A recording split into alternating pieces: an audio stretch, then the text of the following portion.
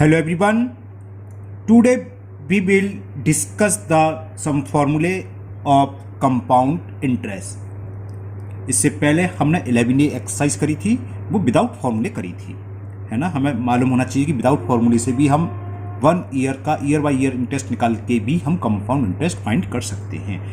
उस एक्सरसाइज में 3 years 4 years का अगर सवाल आ जाए तो बहुत लेंदी हो जाता था, है ना। और 3 इयर्स का सवाल है, उसमें इंटरेस्ट भी कंपाउंडेड हाफ ईयरली हो जाए तो और ज़्यादा लेंदी हो जाता था। यहाँ केवल फॉर्मूले बेस पर कैलकुलेशन तो ज़्यादा है, लेकिन लेंदी सवाल नहीं होंगे। तो आज हम फॉर्मूले ही डिस्कस करेंगे, कौन सा फॉर्मूला कब यूज होगा, है ना। और अगर अलग अलग टाइप के सवाल हों तो किस टाइप पर कौन सा फॉर्मूला को हम इम्प्लीमेंट करेंगे, आज हम ये बताते हैं। चलिए, जैसे हमने इससे पहले वाले एक्सरसाइज में करा था कि कोई हमने प्रिंसिपल लिया बोरो 3 टाइम्स के लिए, रेट ऑफ परसेंट दे रखी है, तो आफ्टर 3 इयर्स कितना अमाउंट होगा। तो सबसे पहले हम उसी बेस पर एक फॉर्मूला लिखते हैं, कब, when the interest is compounded annually, यानी कि इंटरेस्ट हर साल कंपाउंड होगी, मिलेगी, लगेगी। ठीक है, तो फर्स्ट फॉर्मूला इसी पर है। जब कभी आप सवाल पढ़ेंगे तो ये लास्ट में ये जरूर पढ़ना, ये लिखा होता है कि इंटरेस्ट इज कंपाउंडेड एनुअली, कि हाफ ईयरली या क्वार्टरली, उसी हिसाब से फॉर्मूला लगाया जाएगा, है ना। तो first, when the interest as, ये आपको सवाल में क्वेश्चन में ध्यान से पढ़ना होगा कि कंपाउंडेड कैसी है, कंपाउंडेड एनुअली या ईयरली, एक ही बात है, या तो एनुअली लिखा होगा या ईयरली। अगर ये लिखा है कंपाउंडेड एनुअली तो इसका सीधा सीधा एक फॉर्मूला है कि amount, a for amount, is equal to P in bracket 1 plus R upon 100 whole power n। APR तो पढ़ा है आप, अब n नया शब्द आया है यहाँ, तो यहाँ टाइम को n बोलते हैं। n क्या है, नंबर ऑफ ईयर्स, कितने टाइम के लिए, कितने साल के लिए वो अमाउंट है। ठीक है ना। तो चलो मैं लिख देता हूं यहां पर एक बार, A अमाउंट है आपका, पहले भी हम एक्सरसाइज कर चुके हो, पता है आप लोगों को अच्छे से। P प्रिंसिपल है,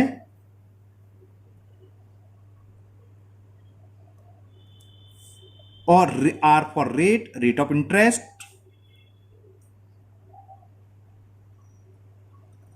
और यहां N है नंबर ऑफ ईयर्स, कितने टाइम के लिए, टाइम जिसे बोल सकते हैं हम, सिंपल स्टेप T यूज करते थे, यहां N करेंगे, नंबर ऑफ ईयर्स। ओके, अब आपने जो पहले एक्सरसाइज करी है उस एक्सरसाइज के सारे सवाल लास्ट के 2 छोड़कर इस फॉर्मूले से हो जाएंगे, क्योंकि कौन से छोड़कर, जो कंपाउंडेड हाफ ईयरली होंगे उसके लिए दूसरा फॉर्मूला वो बताएंगे, क्योंकि कंपाउंडेड एनुअली वाले तो तुरंत हो जाएंगे। एक फॉर्मूला लगाना है, कैलकुलेट करनी है, हो जाएंगे। जो लेंदी थे, थोड़े लंबे सवाल थे, वो इस फॉर्मूले से इजी हो जाते हैं। समझ में आ गया। A amount, P principal, R rate, N number of times, यानी कि नंबर ऑफ ईयर्स, कितने टाइम के लिए वो पैसा उसने उधार लिया, या पैसा क्या करा उसने, किसी को उधार दिया, चाहे उधार ले चाहे उधार दे, उस दोनों के लिए फॉर्मूला लगेगा। ओके, अब मान लो कंपाउंडेड तो एनुअली है, लेकिन अलग अलग साल के लिए अलग अलग रेट ऑफ इंटरेस्ट हो। ये भी आता है कि पैसा लिया उसने, मान लो 10,000 रुपीज लिए, 3 साल के लिए लिया, पहली साल के लिए 10% रेट ऑफ इंटरेस्ट, उसने कंडीशन लगा दिया, अगर 1 साल बाद वापस नहीं करा तो मेरी रेट ऑफ इंटरेस्ट बढ़ जाएगी। दूसरी साल के लिए 12 रेट ऑफ परसेंट, और 2 साल बाद भी वापस नहीं करा, उसके बाद करा तो 13% रेट ऑफ परसेंट। तो कैसे फॉर्मूला लिख लेंगे, कैसे सवाल करेंगे, तो उसके लिए एक फॉर्मूला ये है। तो पहले तो लिख लो, when interest is compound annually, उसी का चल रहा है, बट चलो लिख देता हूं मैं, शॉर्ट में लिख देता हूं, इंटरेस्ट लिख देता हूं, खाली ऊपरली लैंग्वेज है पूरी। When interest is compounded, interest is compounded annually, but rate of interest जो है वो क्या है, डिफरेंट है। But rate of interest are different for different year.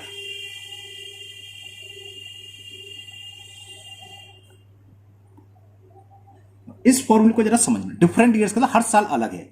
अगर हर साल अलग है तो फॉर्मूला क्या होगा, A is equal to P 1 plus R1 upon 100, मतलब पहली साल के लिए रेट R1 है, इंटू दूसरी साल के लिए रेट R2 है, इंटू एंड सो ऑन, और इसी तरह हर साल चेंज, हर साल का मतलब एक एक साल कि फर्स्ट ईयर के लिए R1 है, फिर सेकंड से थर्ड ईयर के लिए R2, और मान लो और है थर्ड ईयर के लिए R3, तो ऐसे बढ़ जाएगा into 1 plus R3 upon 100 into 1 plus R4 upon 100 and so on, जितने साल के लिए देखा हो पर ईयर के लिए। लेकिन कभी कभी क्वेश्चन ये भी आ जाता है कि फर्स्ट 2 ईयर्स के लिए तो हमने रेट ऑफ इंटरेस्ट दे रखी है R1 से, कोई नंबर देगा 5%, 10%, 6% जो भी है, और उसके बाद अगर आपने पैसा जमा नहीं करा तो रेट ऑफ इंटरेस्ट बढ़ा दी। नेक्स्ट 3 ईयर्स के लिए मान लो 10% या 12%, तो रेट अलग होगी, टाइम भी अलग होगी। तो उस कंडीशन में क्या होता है, थर्ड यही है। इसका सेकंड केस मान लो व्हेन,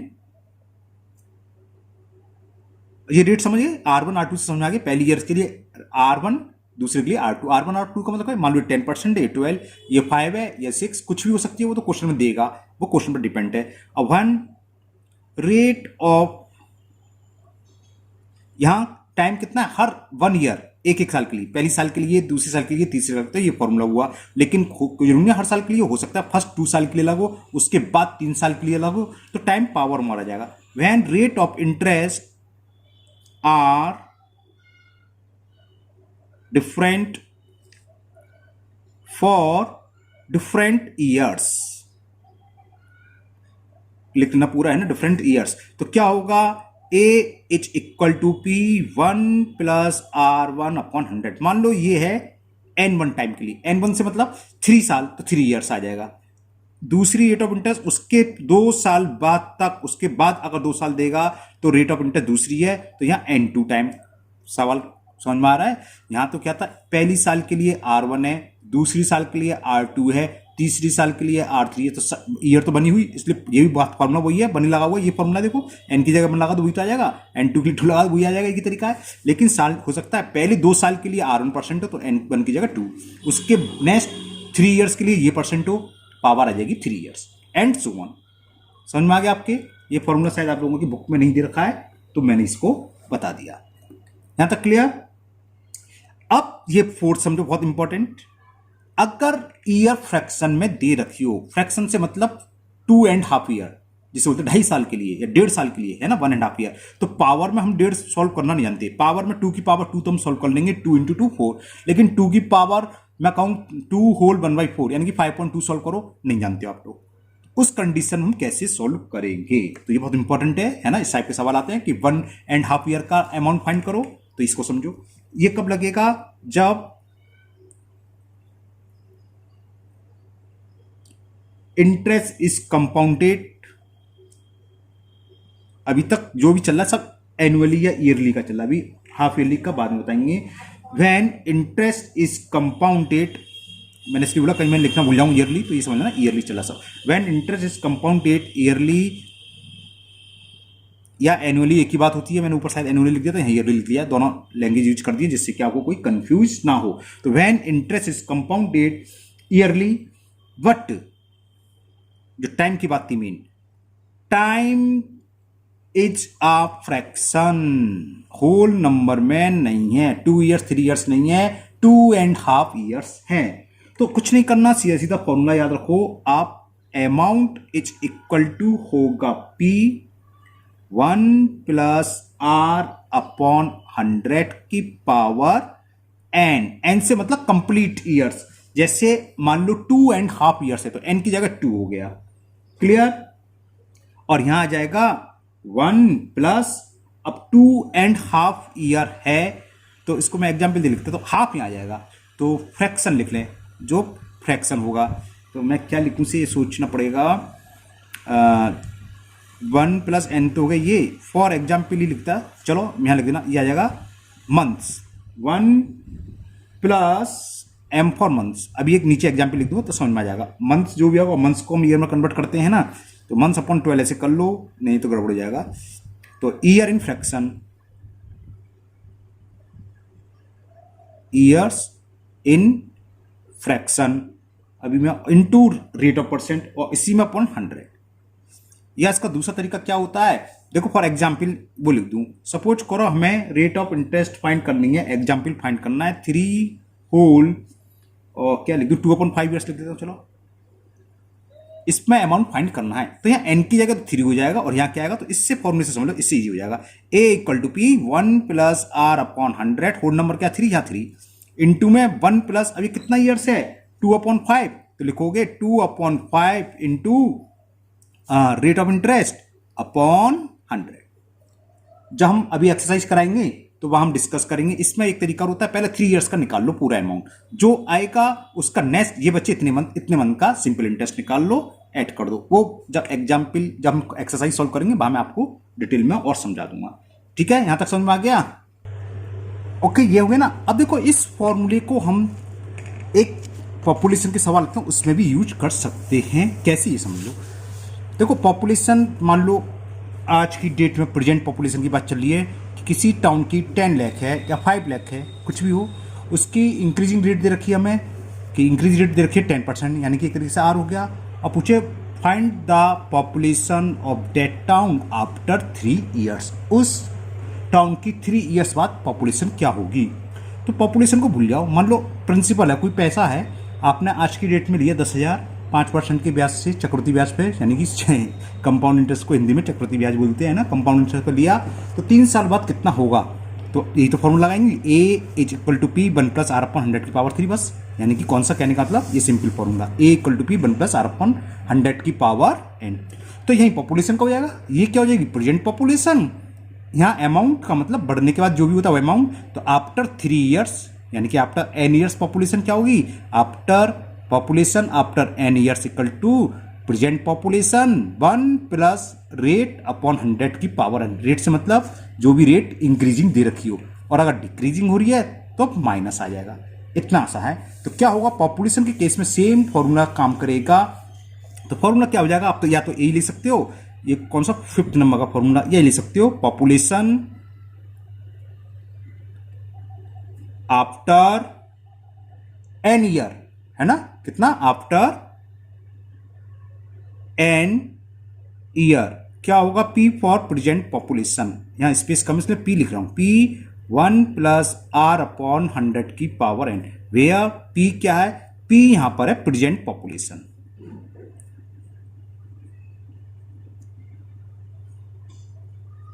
आर क्या, रेट ऑफ इंक्रीजिंग, खाली रेट लिख दे रहा हूं, किसकी, पॉपुलेशन बढ़ने की जो रेट दे रखी वो, और एन टाइम कितने साल बाद, तो एन है नंबर ऑफ ईयर्स। ये सब अभी जितना भी चल रहा है कंपाउंडेड एनुअली, या रेट ऑफ इंटरेस्ट जो बढ़ रही है एनुअली। ओके, अब एक और समझो, हो सकता है कि पॉपुलेशन डिक्रीज हो रही हो, कोई महामारी फैल जाए, है ना। वैसे तो पॉपुलेशन बढ़ती बढ़ती है, कि बार हो गया 2-4 साल बार चल रहा है, हर साल पॉपुलेशन कम हो रही है, तो कम हो रही है तो कुछ नहीं, बस माइनस आ जाएगा इसमें। Population after n years, p 1 minus r upon 100 की पावर n, p क्या, present population, n number of year. तो मैं शॉर्ट में लिख देता हूं, इफ पॉपुलेशन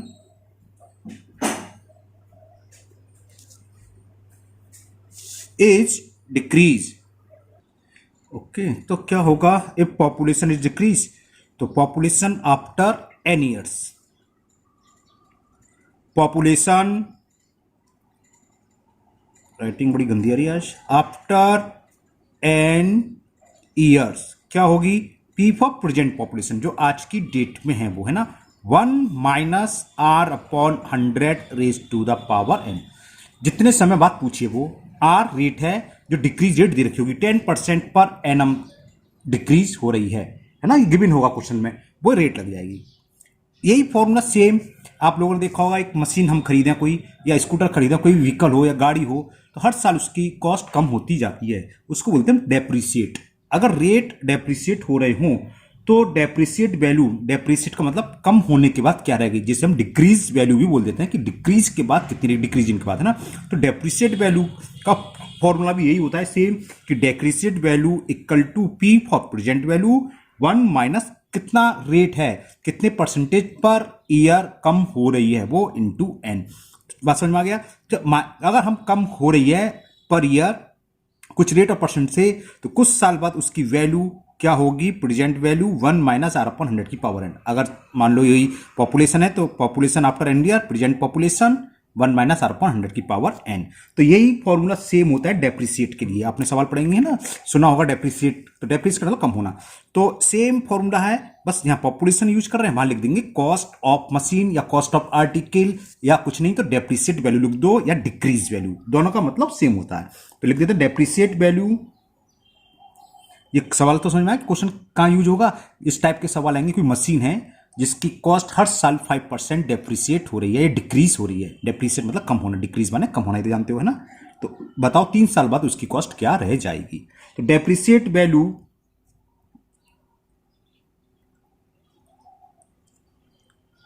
इतना ही लिख देना। डेप्रिसिएट वैल्यू जो भी चीज है, मशीन, कार, स्कूटर, बाइक, जो भी है, वो इक्वल टू क्या होगी, P for present value, present value of article, machine, car, जो भी है ना, 1 माइनस सेम फॉर्मूला ऊपर वाला r upon 100 raise to the power. P क्या है यहाँ, present cost, cost of machine, present cost of machine, यहाँ प्रेजेंट पॉपुलेशन, पॉपुलेशन है तो प्रेजेंट पॉपुलेशन, कॉस्ट है तो कॉस्ट आ जाएगी, सीधे दोनों सेम है। बात क्लियर, ये बात समझ में आ गई। तो अभी तक हमने सब पढ़े एनुअल वाले कि हर साल एनुअल है, और एक ये चेंज करा था कि हर साल रेट ऑफ इंटरेस्ट चेंज हो रही है। तो ये फॉर्मूला ये आया था R1 अपॉन 100 की पावर n। और ये उसमें भी हो सकता है जनसंख्या वाले में, पॉपुलेशन वाले में, अगर जनसंख्या कम हो रही हो हर साल, पहली साल 10% कम हो रही है, दूसरी साल 12%, तो प्लस की जाएगा माइनस आ जाएगा, सेम फॉर्मूला रहेगा ना, A is equal to P 1 minus R1 upon 100 की पावर n1।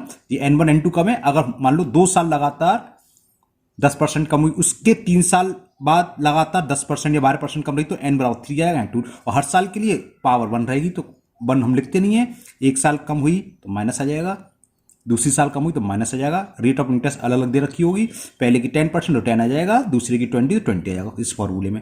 और जैसे जैसे सवाल आएंगे हम आपको बताएंगे दोबारा, है ना। और तो कुछ नहीं, डेप्रिसिएट हो गया आपका, ठीक है, हो गया। अब हम बताते हैं एनुअली तो हो गया, अब हाफ ईयरली होता। अब ये आता है जब हम इतनी जैसे डिस्कस कर रहे थे, हाफ ईयरली कंपाउंड इंटरेस्ट या इंटरेस्ट कंपाउंडेड हाफ ईयरली। तो हम क्या करेंगे, जो रेट होगी इसको हाफ करोगे, लेकिन ये क्वेश्चन में ध्यान रखोगे, जब रेट हमें दी होती है कि रेट इज 10%, इसको ढंग से पढ़ना चाहिए। अगर पर एनम है तब तो हाफ करोगे, लेकिन कुछ कुछ क्वेश्चन लिख देता है कि रेट इज 10% हाफ ईयरली, तो फिर कोई चेंज करने की जरूरत नहीं होगी, ये ध्यान रखना। इफ रेट क्या है, इफ R इज R%, मतलब रेट लिखना चाहिए था, मैंने R लिख दिया, rate is R% per annum, तब कंपाउंडेड हाफ ईयरली कर रहे हैं, तब रेट क्या लगेगी, रेट की जगह आएगा RY2%, और ये किसमें कन्वर्ट हो गई, पर हाफ ईयर, इसे हम हाफ ईयरली भी बोल देते हैं, पर हाफ ईयर। क्लियर।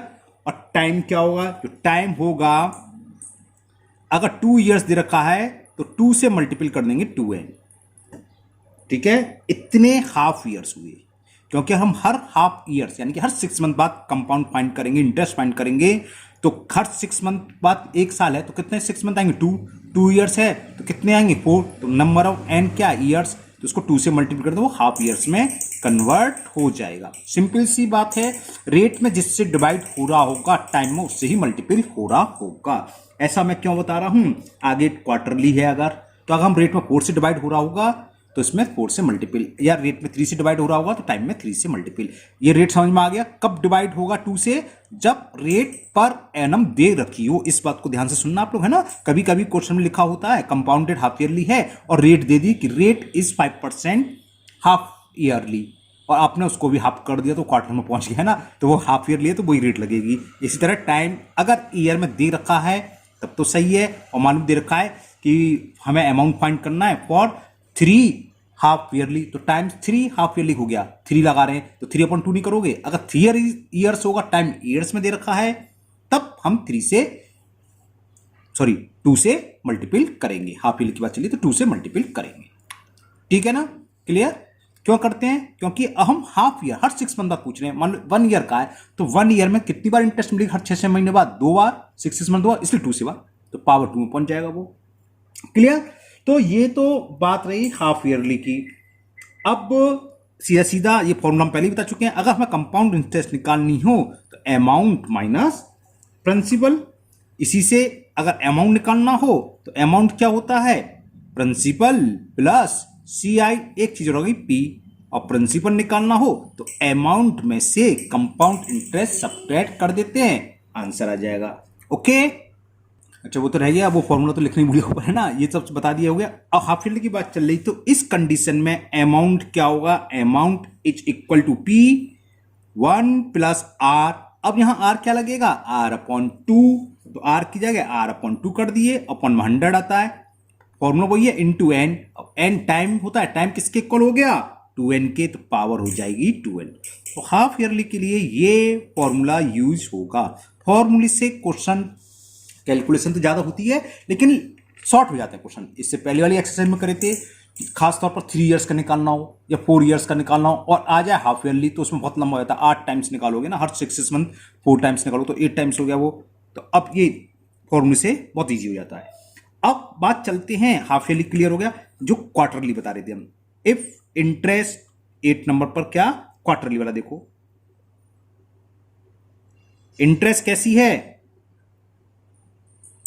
तो जब कभी भी आप सवाल करेंगे तो क्या ध्यान रखेंगे, कंपाउंडेड के बाद जरूर पढ़ेंगे ईयरली है कि हाफ ईयरली है या क्वार्टरली है, उसी हिसाब से वो फॉर्मूला यूज करेंगे, उसी हिसाब से रेट ऑफ इंटरेस्ट चेंज हो जाएगी। और इसका मतलब ये भी नहीं है कि हर बार डिवाइड होगा, वो भी हमें ध्यान रखना पड़ेगा। रेट इंटरेस्ट क्या दे रखा है, इसके बाद वाली लाइन जरूर पढ़ोगे, 10% क्या पर एनम है कि हाफ ईयरली तो नहीं दे रखा है ना, अगर हाफ ईयरली देखा है तो कोई चेंज करने की जरूरत नहीं है, पर एनम है, अगर एनम वाला सवाल है, ईयर वाला है तो सब ऐसे निकालोगे, ठीक है ना। तो बात चल रही थी क्वार्टरली की। क्वार्टर क्या होगा, क्या समझ में आता है, 1 ईयर में कितने क्वार्टर होते हैं, क्वार्टर का मतलब 1/4 पार्ट, यानी कि हर 3 मंथ्स है ना। तो 12 में 4 से पार्ट को 3 महीने बाद, जिसे हिंदी में तिमाही बोलते हैं, तिमाही शब्द, ठीक है ना। तो 3 मंथ्स बाद होगी रेट ऑफ इंटरेस्ट मिलेगी हमें, तो एक साल में कितनी बार मिलेगी, 4 टाइम्स। तो अगर हमें एक साल में 12% रेट ऑफ इंटरेस्ट है ना, तो आधी में कितनी होगी, हाफ ईयरली में 6 और क्वार्टरली में कितनी रह जाएगी, 12 में डिवाइड किससे करेंगे, 4 का। तो इंटरेस्ट कंपाउंड क्वार्टरली हो तब रेट किसके इक्वल होगी, अगर हमें पर एनम दे रखी है, पर ईयर दे रखी है, तब हम 4 से डिवाइड कर देंगे, तो ये किसमें कन्वर्ट हो जाएगी, पर क्वार्टर। क्वार्टर का मतलब 1/4 ऑफ द होल, किसी भी होल का 1 का 4th पार्ट क्वार्टर कहलाता है। ओके, तो इतने पर क्वार्टर हो गई। टाइम क्या होगा, टाइम समझ में आ गया शायद आपके, अगर 1 ईयर है तो क्या करेंगे, हमने अभी बताया था आर में जिससे डिवाइड हो रहा है टाइम उससे मल्टीपल कर दो, सिंपल सी बात है।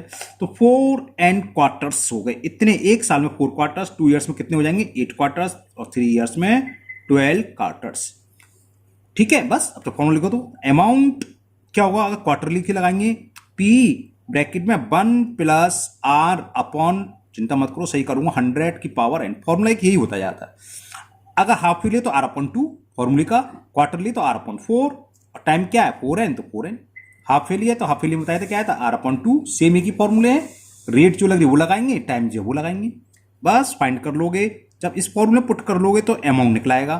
अब कंपाउंड इंटरेस्ट पूछा है तो फॉर्मूला ये रहेंगे, कंपाउंड इंटरेस्ट कैसे निकालेंगे, अमाउंट में से प्रिंसिपल सब्ट्रैक्ट कर दोगे, ठीक है ना। इस फॉर्मूले से अमाउंट ही निकलता है, प्रिंसिपल गिवन होगा, रेट गिवन होगी, तो निकलाएगा। ओके, यहां तक किसी को कोई डाउट तो नहीं है, कोई डाउट नहीं है।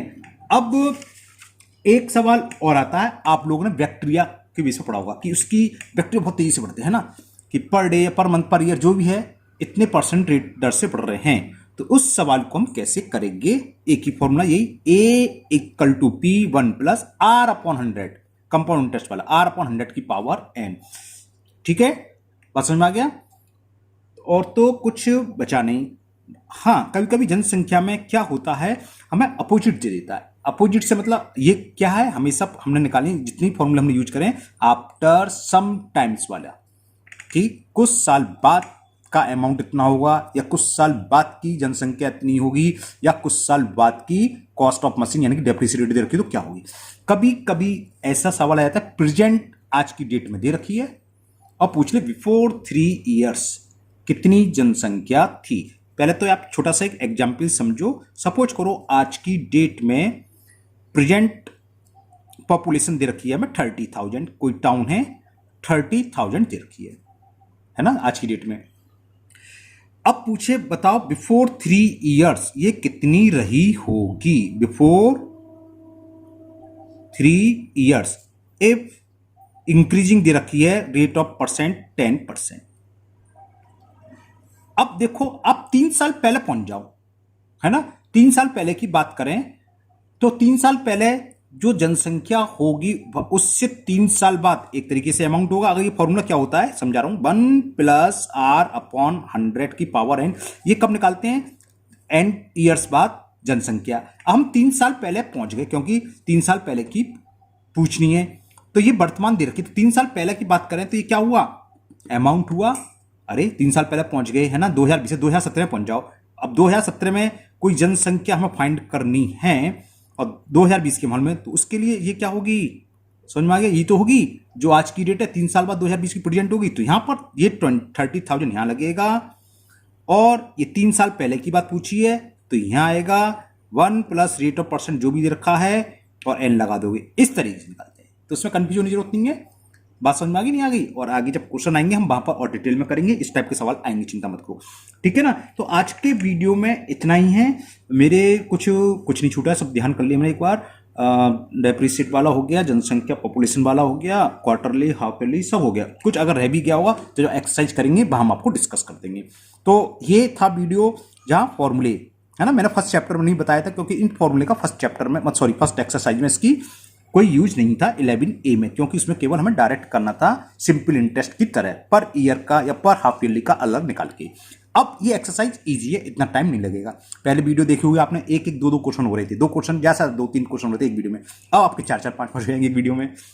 लेंदी ये भी है लेकिन सिंपल है, ओके। लेंदी तो नहीं है, मतलब कैलकुलेशन ज्यादा है, लेंदी नहीं है, ओके। फिर मिलते हैं नेक्स्ट वीडियो में। और हाँ, अगर आप लोग पहली बार चैनल पर आए हों तो चैनल को सब्सक्राइब करना ना भूलें, साथ ही साथ बेल आइकन को जरूर पुश कर लें, जिससे कि इसके आगे का मैं जब भी वीडियो अपलोड करूंगा वो आपका मिस नहीं होगा, उसका नोटिफिकेशन आपको मिल जाएगा। साथ ही साथ इस वीडियो को अपने दोस्तों को भी शेयर करें, जिससे कि वो भी इसका फायदा उठा सकें, क्योंकि मैथ्स में प्रॉब्लम आती हैं और आजकल स्कूल कोचिंग सब बंद पड़े हुए हैं, तो उनकी जो प्रॉब्लम होगी दूर कर लेंगे।